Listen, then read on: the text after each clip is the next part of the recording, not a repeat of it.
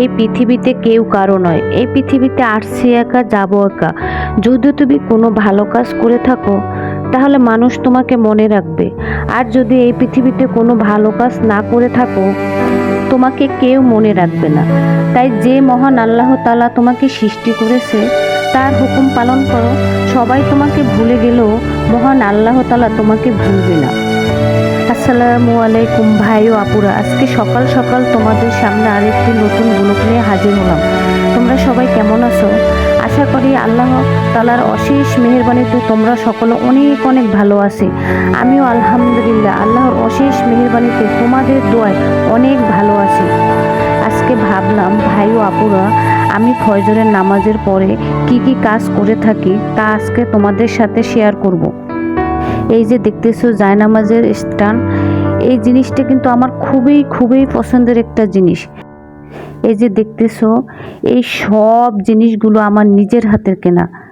আমার সংসারে যা টুকিটাকি জিনিস আছে আমি খুবই যত্ন সহকারে রাখি। যেভাবে আমার সন্তানদের যত্ন নেই, ঠিক তেমনইভাবে আমি আমার প্রত্যেকটা জিনিসের একইভাবে যত্ন নিয়ে থাকি। যার যার সংসার তার কাছে একটি স্বর্গ, তার যেমনই হোক, ছোট হোক বড় হোক। যখন দেখি আমার সংসারটা সাজানো গুছানো এবং পরিপাটি আছে, তখন এর যে একটা মনের শান্তি, এর মতো আর আনন্দ পৃথিবীতে আর কোনো কিছুতেই হতে পারে না। এই যে মিশিংয়ে আমার যত কাপড় চোপড় আছে সেগুলো আমি নিজেই বানিয়ে পরিয়ে থাকি। আজকে ভাবলাম যে ক্যাবিনেটটা মুছে তারপরে এগুলোর গ্লাসগুলো একটু আজকে ক্লিন করে দিব। তার জন্য এই যে লিকুইড দিয়ে আয়নাগুলো পরিষ্কার করে দিচ্ছি। আয়নাগুলো কিন্তু নোংরা হয়নি, তারপর ভাবলাম যে না, আজকে একটু পরিষ্কার করে দিই, এর জন্য ক্লিন করে দিতেছি। সাথে সাথে আমার রুমের জানালার থাইটাও পরিষ্কার করে দিচ্ছি। জানালার গ্লাসটা ক্লিন করার পরে জানালাটা খুলে দিলাম, কারণ সকালের যে একটা ঠান্ডা ঠান্ডা বাতাস সেইটা রুমের ভিতরে ঢুকুক। সব কিছু পরিষ্কার করার পরে এখন রুমটা ঝাড়ু দিয়ে নিব। আজকে আমার সকালের সব কাজ তাড়াতাড়ি সেরে ফেলতে হবে, কারণ আমাদের একটি মাছের প্রজেক্ট আছে। ওই প্রজেক্টে আজকে জাল টান দিবে। মাছগুলো আজকে জাল টান দিয়ে দেখবে যে কতটুকু হয়েছে। ওরা বলেছে যে সকাল 6টার দিকে চলে আসবে, তাই আমি আজকে ফজরের পরেই সকালে সব কাজ তাড়াতাড়ি করতেছি। পুরো ঘর মুছে নিব। আমার ছোট ছেলেটা যখন ঘুমিয়ে থাকে মোছামুছির কাজটা আমি তখনই করে থাকি।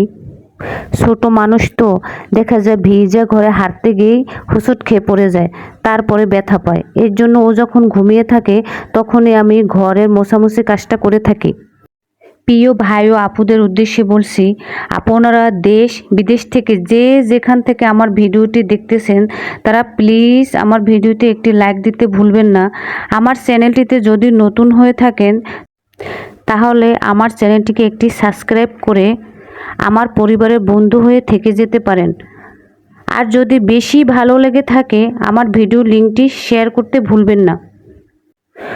ঘর মশার মাঝখানে আমার শ্বশুর এসে আমাকে ডেকে বলতেছে, রাফসানের আম্মু, জেলেরা তো চলে আসছে, ওরা এখন জাল টান দিবে। আমি বলতেছি আচ্ছা আপনি যান, গিয়ে ওদের কাছে থাকেন। ঘর মুছতেছি আর ভাবতেছি জাল টানা দেওয়ার শেষে আবার মাছ নিয়ে আসবে, মাছ কাটতে হবে। এই যে দেখতেছো মাছ কাটতে বসে গেলাম। কিছু তেলাপিয়া মাছ রেখেছে, আর কোনো মাছ রাখতে বারণ করেছি, এর জন্য আর কোনো মাছ রাখে নাই। বলেছি যে অল্প মাছ রেখেন, ফ্রিজে জায়গা নেই। মাছগুলো তাড়াতাড়ি করে কেটে ফেলতেছি, কারণ এখনও সকালের নাস্তা বসায়নি। সকালের নাস্তা বসাতে হবে। আবার ছোট ছেলেটা যদি ঘুম থেকে ওঠে তাহলে কোনো কাজই করতে পারবো না। মাছ কাটা তাড়াতাড়ি করতে গিয়ে আমার হাতের আঙ্গুল কেটে গিয়েছে। সেই কাটা আঙ্গুল নিয়ে মাছগুলো কেটে নিচ্ছি। এই যে মাছগুলো কাটা শেষ হয়ে গিয়েছে, এই যে তোমাদের দেখাচ্ছি কিভাবে হাতটা কেটে গিয়েছে।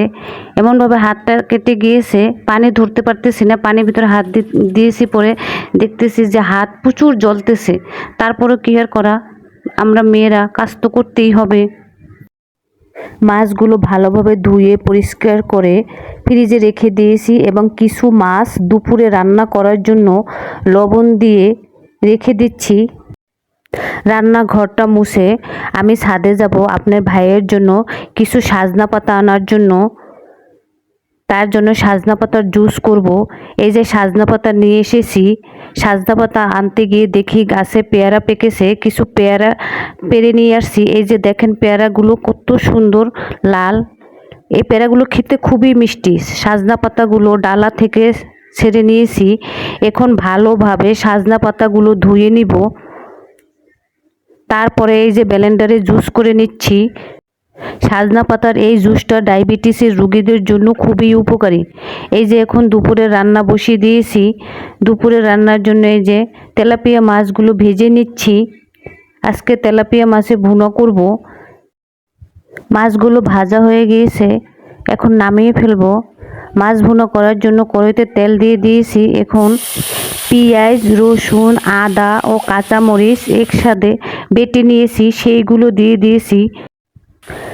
ভালোভাবে কষিয়ে লবণ, পরিমাণ মতো হলুদের গুঁড়া, মরিচের গুঁড়া দিয়ে দিচ্ছি।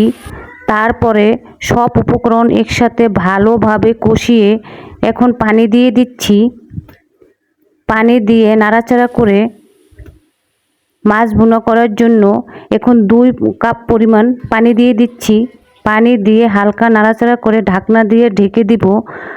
বলক আসার পরে ঢাকনা উঠিয়ে এখন মাছগুলো দিয়ে দিব।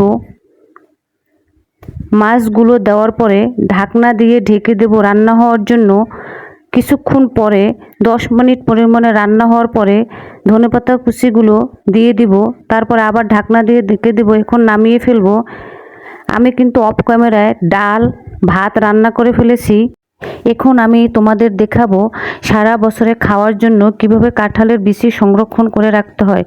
এই যে একটি পলিথিন নিয়েছি, এই পলিথিনের ভিতর কাঁঠালের বিচিগুলো ঢুকিয়ে এমনভাবে পেঁচিয়ে রাখতে হবে যেন পলিথিনের ভিতরে কোনো প্রকারে বাতাস না থাকে, এবং ভালো একটা পলিথিন নিতে হবে যেন পলিথিনের ভিতরে বাতাস ঢুকতে না পারে। তারপর একটি টিস্যু ব্যাগ পেঁচিয়ে নিয়েছি, এইভাবে পেঁচিয়ে রেখে দিতে হবে। আজকে এই পর্যন্ত, আল্লাহ হাফেজ।